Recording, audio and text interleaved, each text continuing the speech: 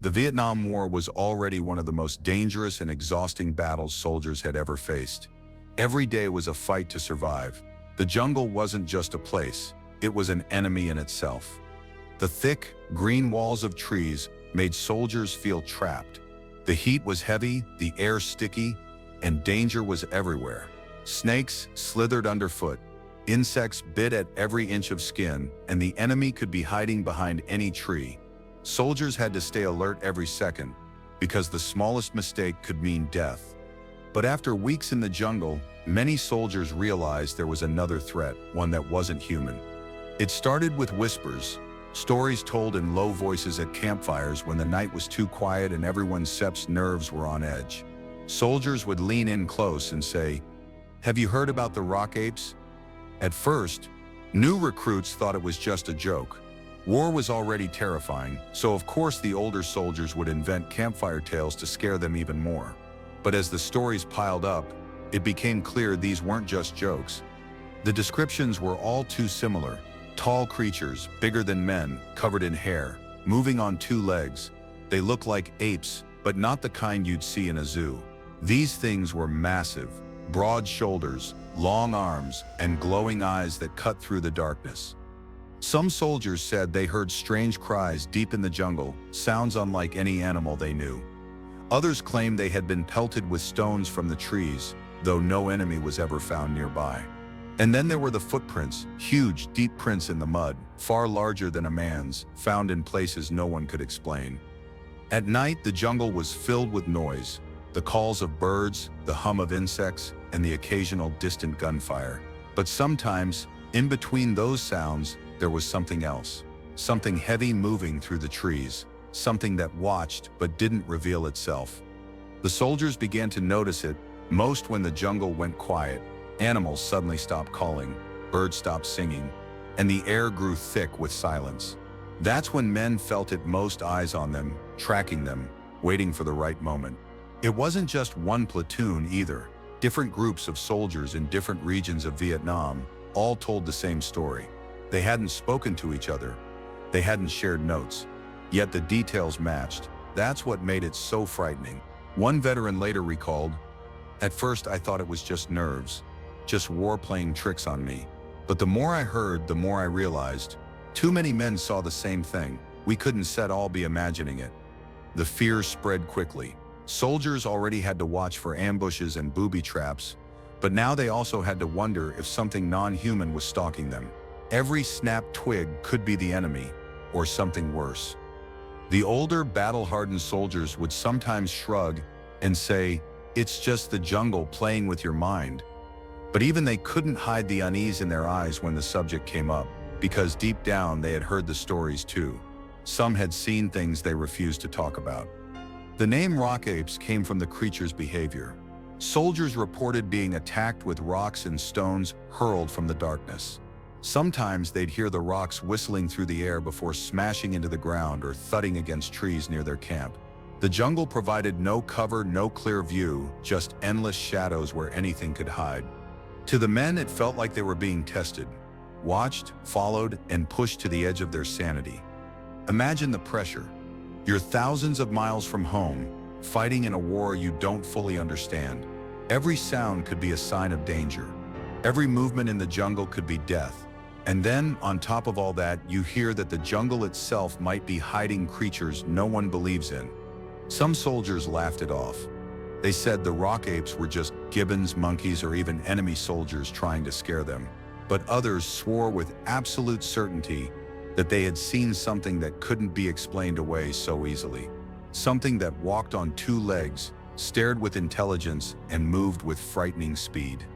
What made the rumors even harder to ignore was the fact that local villagers also spoke of strange creatures in the forests. To them, the Rock Apes weren't a rumor at all. They were part of their reality. The locals had stories passed down for generations, warnings about venturing too deep into the jungle. To the soldiers, this only added weight to the growing fear. If even the locals avoided certain areas, maybe there really was something out there. As the days turned into weeks, the soldiers grew more paranoid. Some would keep their rifles pointed at the tree line long after the sun had gone down. Others avoided taking night watches alone, and when the jungle fell silent, every man held his breath, waiting for something to move in the shadows. The war was brutal, but for some soldiers, the worst part wasn't the enemy, it was the unknown.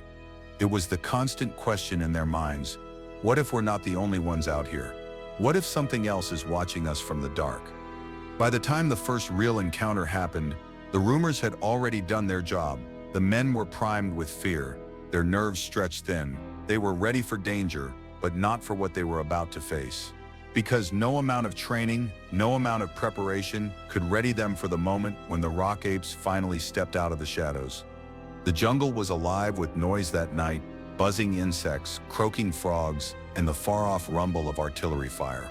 For most soldiers in Vietnam, this background sound became normal, almost comforting. It meant the jungle was still behaving like it should. But when the noise stopped, that's when fear began. A squad of soldiers had been sent out on patrol. Their mission was simple: sweep a stretch of dense jungle, check for enemy activity, and report back. It should have been routine, but as the men moved deeper into the forest, a strange silence settled around them. No birds, no insects, just silence. The soldiers slowed down. Their boots sank into the wet earth, rifles raised, eyes darting to every shadow, sweat rolled down their necks, not just from the heat, but from the creeping feeling that they were being watched. One soldier whispered, "Something sets out here." At first, they thought it must be enemy fighters. The Viet Cong were masters of ambush, and the silence often meant danger. But what happened next didn't fit the enemy's usual tricks. From the trees came a low grunt, deep, heavy, and strange. It wasn't human. The men froze. Another grunt followed, this one closer, echoing through the jungle like a warning. Suddenly, something moved in the shadows. Branches snapped under its weight. The soldiers raised their rifles, hearts pounding, and then it stepped into view. At first, none of them could believe what they were seeing. The figure was massive, at least 6 feet tall, maybe taller. Its body was covered in thick, dark hair that clung to its frame in tangled clumps. The arms were long, longer than any man's, hanging almost to its knees. Its chest was broad and muscular, its shoulders powerful. But the most terrifying part was the face, part human, part ape, with deep-set eyes that glowed faintly in the dim light. The creature stood there, unmoving, staring directly at the squad. One soldier later said, "I had my finger on the trigger. I wanted to fire, but I couldn't move. It wasn't fear of dying. It was something else. It was like I was looking at something I wasn't supposed to see."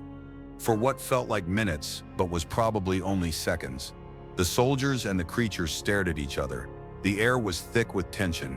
No one dared move. No one dared breathe. Then, without warning, the creature let out a scream. A piercing, high-pitched howl that rattled their bones. It echoed through the jungle, bouncing off the trees, making it sound like the forest itself was alive. The men staggered back, clutching their weapons tighter, ears ringing. Before anyone could fire, the creature turned and slipped back into the darkness. It moved quickly, too quickly for something so large. Within moments, it was gone. The jungle swallowed it whole. The men stood frozen, rifles aimed at nothing. Their breathing was ragged, their nerves shattered. Some whispered curses, others prayed under their breath. They had seen the enemy before, they had faced gunfire and explosions, but this was different. This was something that didn't belong in their world. When they returned to camp, they tried to explain what happened. Some of the men refused to talk, afraid of being called crazy. Others told the story, their voices shaking. But instead of belief, they were met with laughter. "Just monkeys," the commander said. "Jungle nerves." Others scoffed. "Too much stress, too little sleep." But the squad knew what they saw. One of the soldiers later confessed in an interview years after the war, "That wasn't no monkey. I seen monkeys. This thing walked like a man. It looked us in the eye like it knew what we were. And when it screamed, it felt like it wanted us gone, like we were trespassing in its home."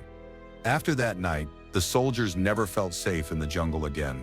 Every patrol felt like a hunt, Not just for the enemy, but for something bigger, something hidden. The sound of branches breaking or rocks falling would send them into panic. And worst of all, they knew the creature hadn't just passed by chance. It had chosen to reveal itself. That was only the beginning. Soon more soldiers would report seeing the same figures. More encounters would follow, some harmless, some terrifying. And soon, it would become clear that these creatures weren't just shadows in the jungle. They were real, and they weren't going anywhere. After that first encounter, the squad tried to convince themselves it was just a fluke. An accident, a one-time event that would never happen again. But deep down, every man in the jungle knew the truth. Once you've seen something like that, you can't pretend it doesn't exist. And soon, the jungle itself seemed to change. The soldiers began noticing things. Little things at first, a sudden hush in the trees. Rocks scattered around their camp in the morning. Branches broken high above the ground, in places no human could reach. Then came the sounds. At night, the jungle was no longer filled with the comforting hum of life. Instead, the men heard low grunts and high-pitched cries, sometimes close, sometimes distant, but always chilling. It was the kind of sound that made your skin crawl, the kind that told your instincts you weren't alone. The creatures never revealed themselves fully, not at first. Instead, they played with the soldiers' minds. Heavy footsteps echoed just beyond the tree line, circling the camp but never coming in. Eyes glowed faintly in the darkness, vanishing the moment a flashlight swung in their direction. The men began to feel hunted. One soldier recalled lying in his hammock at night, trying to sleep, when he heard a sharp crack, a stick breaking nearby. He opened his eyes, heart pounding, and saw a massive silhouette standing at the edge of camp. Before he could react, the figure stepped back into the shadows, gone as quickly as it appeared. Others spoke of rocks being thrown into the camp. At first, the men thought it must be the Viet Cong trying to scare them, but these weren't small stones.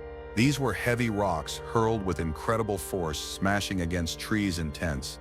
No human could throw like that. It felt like a warning. The more it happened, the more the soldiers realized the creatures weren't just watching. They were testing, pushing, waiting to see how the men would respond. Daytime offered little relief. On patrol, the soldiers sometimes caught glimpses of movement between the trees. Something large, moving quickly, but always out of reach. Tracks appeared in the mud. Deep footprints too large to belong to a man. When followed, they always led to nowhere, vanishing into the thick undergrowth as though the creatures simply melted into the forest. Fear spread like wildfire. Even the bravest men, hardened by war, admitted they didn't feel safe anymore. One soldier later said, "I wasn't afraid of the enemy, half as much as I was afraid of the jungle. At least with the Viet Cong, you knew what you were up against. But this was something else. Something we couldn't fight." The stress began to eat at them. Sleep became harder and harder. Every sound was a threat, every shadow a monster. Some soldiers fired their rifles into the trees at night, desperate to chase away whatever was watching. Others sat with their backs to the fire, eyes darting, hands shaking, waiting for something to step out of the dark. And yet, no matter how many shots were fired, no matter how many times they tried to scare it off, the jungle never gave them peace. If anything, the strange activity grew bolder. One patrol reported being followed for hours. Every time they stopped, the footsteps behind them stopped too. Every time they moved, the sound started again. When they turned to look, nothing was there. But the sense of being stalked was undeniable. Another time, a soldier claimed he saw one of the creatures perched in a tree, its massive body crouched like a predator, staring down at him. By the time he called out to the others, the figure had vanished into the canopy. By now, the name Rock Apes was more than just a campfire story. It was a living nightmare. The men knew the creatures were real. They knew they weren't alone, and the worst part was, the encounters weren't stopping. They were escalating. The Rock Apes weren't just watching anymore, they were getting closer, pushing harder, and showing their presence with every passing night. The jungle was no longer just a battlefield. It was a hunting ground, and the soldiers weren't the hunters. They were the prey. The jungle had been whispering warnings for weeks. Footsteps in the dark, rocks tossed from the shadows, glowing eyes just out of reach. But nothing could prepare the soldiers for the night when the whispers turned into war. It began like many other nights. The squad was set up in a makeshift camp, their hammocks tied between trees, a small fire flickering at the center. The air was heavy, humid, thick with the smell of damp earth and smoke. The men were tired, but no one slept easily anymore. They knew too well what waited in the jungle. That night, the silence was worse than usual. The insects were gone. The frogs were gone. Even the distant boom of artillery was absent. The only sound was the crackling of the fire. One soldier muttered, "It's too quiet." Then, it started. A heavy thunk as a rock smashed into a tree just a few feet from camp. The men jumped to their feet, rifles in hand, eyes scanning the darkness. Another rock flew in, this time slamming into the ground, sending dirt flying. Then another, and another. The jungle erupted with noise. High-pitched screams echoed from every direction, loud and wild, unlike anything the soldiers had ever heard. The cries were sharp, angry, almost mocking, and they came from everywhere at once. Shapes moved in the shadows. Large, hulking figures darted between the trees. The men fired blindly, muzzle flashes lighting up the night. Bullets tore into the jungle, but the screams only grew louder. Rocks rained down on the camp, some small, others so large they nearly broke bones. Branches snapped, leaves shook, and the fire flickered under the assault. The soldiers shouted orders, voices shaking with fear. They had faced ambushes before, but this wasn't like any enemy attack. The Viet Cong didn't scream like that. They didn't throw rocks like wild animals. These were the Rock Apes, and they were angry. One soldier swore he saw 3 of them charging from the tree line, tall, broad-shouldered, their arms swinging as they ran on 2 legs. He opened fire, watching as the figures stumbled back, but when the smoke cleared, there were no bodies, only silence. Then, from the opposite side of the camp, the howls started again. More rocks flew, crashing into tents, snapping branches overhead. The men spun in circles, firing in every direction, desperate to hit something. But the creatures were too fast, too clever. It was chaos. The fire burned low, casting long, twisting shadows that made the jungle look alive.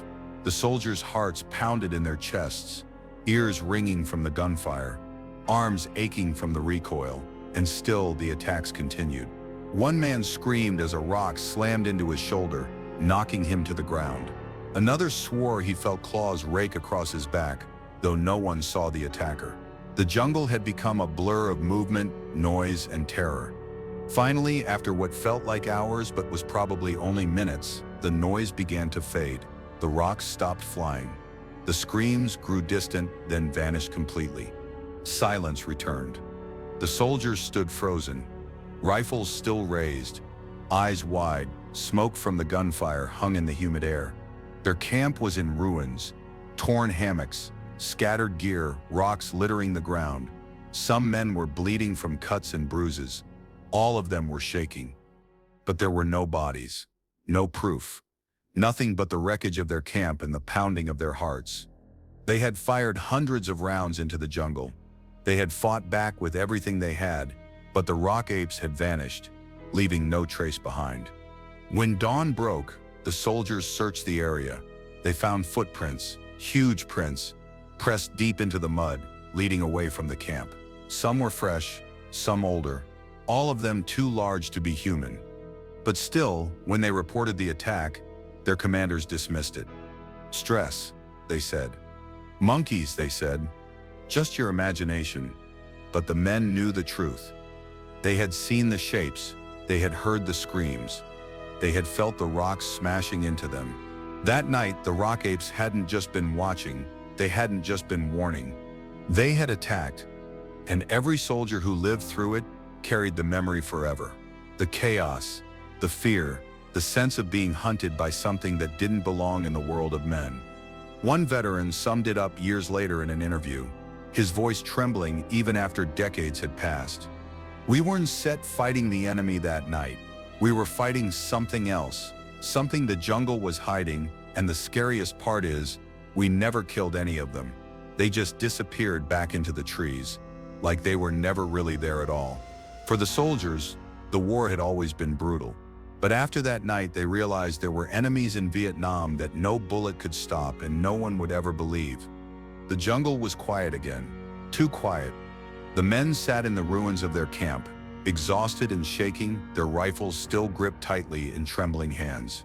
The fire had long since burned down to embers, leaving the jungle darker than ever. For hours they had been under siege. Screams, rocks, shadows moving between the trees. And now it was as if the night itself had swallowed the attackers whole. But the damage was real. Hammocks shredded, packs ripped open and scattered, spent shell casings covering the ground. One man's arm hung limp at his side, swollen from where a rock had slammed into him. Another had a gash on his forehead where he'd been struck, blood drying across his face. A third was so shaken he could barely speak. They didn't sleep that night. No one dared.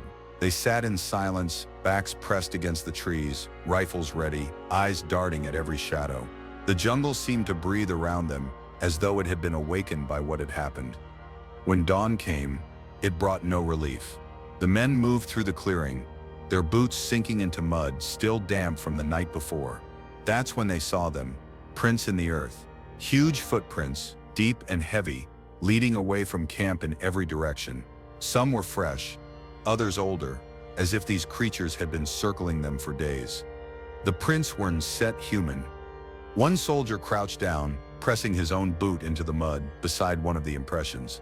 His size 11 boot looked small compared to the massive track. He swallowed hard, muttering, "These things are real. They sit, or real." The squad leader knew they had to report it. They couldn't just pretend it hadn't happened. So later that day, after regrouping, they radioed in what they had experienced. The response was cold, dismissive. Command told them they had likely been ambushed by Viet Cong guerrillas. The screams? Psychological warfare. The rocks? A distraction. The shadows in the jungle? Paranoia. But the men knew better. The Viet Cong didn't scream like that. They didn't hurl rocks the size of bowling balls, and they certainly didn't leave footprints bigger than any man's. Still, orders were orders. They were told to stay sharp and focus on the real enemy. Their story wasn't written down in any official report. It wasn't passed up the chain of command. It was erased, buried under the fog of war. But the soldiers couldn't forget. That day, as they marched onward through the dense jungle, every sound made them flinch. Every branch snap sent adrenaline surging. They kept their rifles raised longer than usual, eyes scanning the trees for any sign of movement. And at night, when they tried to rest, the fear crept back in. The jungle noises, frogs, insects, owls were no longer background. They were warnings. The soldiers slept in short bursts, one eye always open, hands always resting on their weapons. Some of the men began whispering among themselves. They gave the creatures names. Some called them rock apes. Others said monkey men. A few just referred to them as the things. But one soldier said something that chilled the rest. If they wanted us dead, they could Sif killed us last night. They Sifs not just animals. They Sif are watching us, testing us. The thought stuck with the squad. It explained the screams, the rocks, the sudden silence. These weren't mindless beasts. They had intelligence. They had strategy. And worst of all, they seemed to enjoy the fear they caused. Weeks passed, but the soldiers couldn't shake the memory. Even during firefights with the Viet Cong, some men admitted they were more afraid of the rock apes than the enemy, because the enemy was human, predictable. But the rock apes, they were something else. When the squad eventually rotated out of that sector, the men swore they heard more stories, whispers from other units. Tales of patrols being stalked at night, of strange tracks in the mud, of screams in the distance that froze blood in the veins. Some soldiers laughed it off, calling it war stories or jungle madness. But for the ones who had lived through the attack, it was no joke. They carried it with them long after they left Vietnam. The nightmares, the sounds, the feeling of being prey. Many never spoke of it again, afraid of being mocked, afraid of being called crazy. Others, years later, finally broke their silence. In interviews, they described the night in detail. The rocks, the screams, the shadows, the footprints. their voices cracked as they spoke, as if they were back in that jungle, reliving it all over again. And each time, the question hung in the air, unspoken but heavy. What were those things? The military never gave answers. Science never investigated. The world moved on, forgetting the soldiers' words. But the veterans never forgot. Because deep down, they knew the truth. The Rock Apes were real. They had been there in the jungle, watching, waiting, reminding the soldiers that Vietnam's war wasn't just between men. It was between man and something far older, far wilder. And the scariest part? The Rock Apes had let them live. War spreads stories faster than bullets. In Vietnam, every soldier carried not only his rifle and pack, but also the rumors that passed from camp to camp like wildfire. And after the attack, the Rock Ape stories began to spread. It started with whispers inside the squad. The men who had lived through that night couldn't keep it bottled up. They told others in hushed voices, usually when the sun had gone down, when the jungle was thick with shadows. At first it was just the details, the rocks, the footprints, the screams, but as word spread, the story began to grow. Soon other soldiers claimed they had seen the creatures too. A patrol deep in the central highlands reported being followed for days by something large crashing through the brush just out of sight. Another squad swore they were pelted with stones for hours, never catching a glimpse of who or what was throwing them. One Marine claimed he locked eyes with one of the Rock Apes as it crouched in a tree, watching him silently. He said its face looked eerily human, angry, almost mocking. He never forgot the eyes. The more the story circulated, the more the soldiers began to believe there was something living in the jungle beyond their understanding. At night, around campfires, the tales became folklore. Some men joked, using humor to hide their fear. Forget the Viet Cong, they laugh nervously. The Rock Apes are the real enemy. Others weren't laughing. They swore that the creatures were intelligent, even organized. One chilling rumor suggested that the Rock Apes would mimic human voices, calling soldiers names from the dark, luring them into traps. Every time a squad disappeared in the dense jungle, some whispered it wasn't the enemy at all. It was the Rock Apes. The legends began to spread so widely that they reached men who had never set foot in the same region. Even new arrivals, fresh off the plane and still adjusting to the heat, would hear warnings from veterans. Keep an eye out at night, one soldier might say. If you hear screaming, it's not always the Cong. And if rocks start flying, don't stick around. It was the kind of talk that ate away at the nerves. Vietnam was already a nightmare of booby traps, ambushes, and invisible enemies. Adding the Rock Apes into the mix pushed some men over the edge. Every snapped twig made them grip their rifles tighter. Every strange cry in the distance made their skin crawl. Some officers dismissed the stories completely, calling them nonsense. They blamed stress, lack of sleep, or even hallucinations caused by the oppressive jungle heat. Officially, the Rock Apes didn't exist. But unofficially, the soldiers knew better. There were too many stories, too many men from different units describing the same thing, the same size, the same screams, the same terrifying encounters. And what made it worse was the jungle itself. It was so vast, so dark, so unexplored, that anything could be hiding out there. Monkeys were common, yes, but not ones that stood 7 feet tall, walked on 2 legs, and threw rocks the size of a man's head. Over time, the Rock Apes became more than just a story. They became a symbol of the Vietnam War's chaos, a reminder that the jungle itself was against them. Soldiers fought the enemy by day, but by night, they fought the unknown. The fear bled into everything. Some soldiers admitted years later that they aimed into the trees whenever they thought they saw movement, wasting bullets on shadows. Others said they could no longer tell the difference between the enemy and the Rock Apes. Both invisible, both waiting to strike. And the strange thing? The stories didn't stop after the war. Decades later, when veterans gathered and talked about their experiences, the Rock Apes always came up. The men spoke with the same haunted tones, their voices dropping, their eyes shifting as if the creatures could still hear them. Some even claimed they dreamed about the jungle, not the gunfire, not the battles, but the Rock Apes watching from the dark. For them, the war had ended. But the legends had only grown stronger. The Rock Apes had become more than a story passed between soldiers. They had become part of the war itself, etched into the memories of the men who fought it. And as time went on, the question remained: were they just stories, born of fear and exhaustion?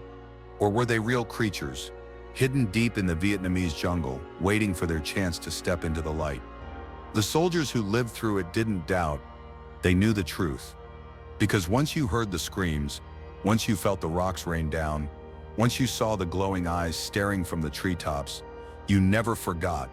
The legends had spread, and with them, the fear. The Vietnam War ended decades ago. The guns fell silent, the jungle slowly healed, and the soldiers returned home. But one thing never left them: the memory of what they had seen. For many veterans, it wasn't just the war that haunted their dreams. It was the Rock Apes. They remembered the screams that pierced the night. They remembered the rocks raining down like mortar fire. They remembered the shadows slipping between the trees, massive figures that moved like men but weren't human. And most of all, they remembered the feeling that they weren't just soldiers fighting a war. They were prey, stalked by something older, something primal, something the jungle had kept hidden for centuries. The strange thing is, the stories never went away. Even today, when Vietnam veterans gather and share memories, the Rock Apes still come up. Some speak in whispers, afraid of being laughed at. Others speak with conviction, their voices trembling as they swear on their lives that what they saw was real. But here's the mystery: if so many soldiers saw them, why isn't there proof? No photographs, no bodies, no official reports, nothing but footprints, screams, and memories. Some researchers suggest the Rock Apes were simply large macaques, common monkeys found in Vietnam. Stressed soldiers, exhausted and frightened, could have exaggerated what they saw. The screams, the rocks, the size, it could all be explained, they argue, by fear and imagination. But the veterans disagree. They say the Rock Apes were too large, too intelligent, too coordinated to be normal animals. They weren't just monkeys. They weren't hallucinations. They were something else. A few cryptozoologists, the kind of researchers who study hidden creatures, have suggested the Rock Apes might be related to legends of Bigfoot or the Yeti. Could Vietnam's jungles have been hiding their own species of giant primates, unseen by science but known to soldiers who fought there? It sets a possibility that keeps the legend alive. And there's something even darker to consider. Some veterans believe the military knew about the Rock Apes, but chose to keep it quiet. No reports, no evidence, no acknowledgement, just silence. If true, then the Rock Apes aren't just a mystery, they're a cover-up. The unanswered questions pile up. Why did so many soldiers report the same thing in different regions of Vietnam? Why were the attacks so organized, almost tactical? Why has no one ever captured one, dead or alive? And if they were real, are they still out there today? Vietnam's jungles are vast. Whole regions remain unexplored, filled with caves, rivers, and valleys untouched by modern civilization. If the Rock Apes existed, they could still be hiding there, just as they were during the war, watching anyone who dares to step into their territory. For the men who face them, there is no doubt. One veteran put it best: "You can tell me it was monkeys. You can tell me it was stress. You can tell me I was tired, scared, and seeing things. But I know what I saw. I know what I heard, and I still take that to my grave." That's the haunting truth of the Rock Apes of Vietnam. Were they real creatures, a hidden species lost in the depths of the jungle? Or were they just another nightmare born from war, fear, and exhaustion? No one can say for certain. What we do know is this: the soldiers who lived through it believed. They believed with every shot they fired, with every scream they heard, with every footprint they found in the mud, and their voices, shaken, trembling, haunted, have carried the story across decades. The war is over. The soldiers are older. The jungle is quiet once more. But the mystery remains. The Rock Apes may never be proven. They may forever exist in the shadowy space between folklore and fact. Yet one question refuses to die. If they were real once, could they still be out there waiting? Somewhere in the depths of Vietnam's jungle, listening, and maybe, just maybe, still screaming.